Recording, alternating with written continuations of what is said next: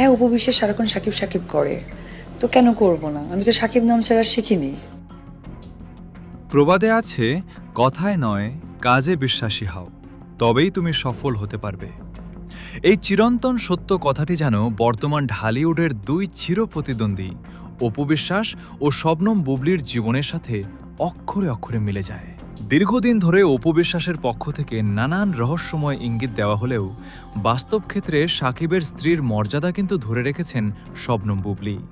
শুধু তাই নয়, তাদের ঘরে এখন এসেছে এক ফুটফুটে রাজকন্যা। আর এই কারণেই বলা হচ্ছে, যারা কাজে বিশ্বাসী তারা কখনো ফাঁকা আওয়াজ দেয় না, যার বাস্তব প্রমাণ বুবলি।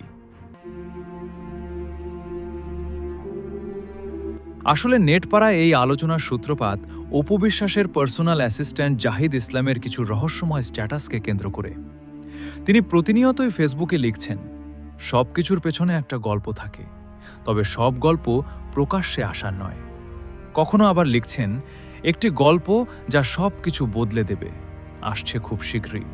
জাহিদ ইসলামের এসব চটকদার পোস্টে নেটিজেনরা ভাবছিলেন, হয়তো সাকিব অপুর এক হওয়ার কোনো নতুন অধ্যায় শুরু হতে যাচ্ছে, আর বুবলি ছিটকে যাচ্ছেন।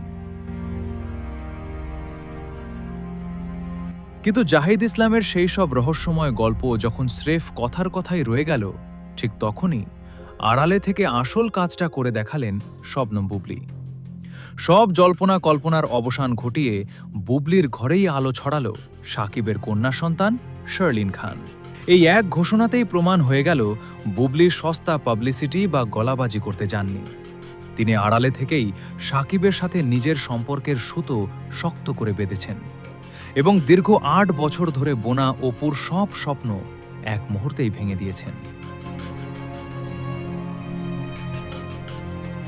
অপুর সহকারীর এই ফাঁকা আওয়াজ এবং বুবলির এই বিশাল ও নীরব ক্যামব্যাককে আপনি কিভাবে দেখছেন?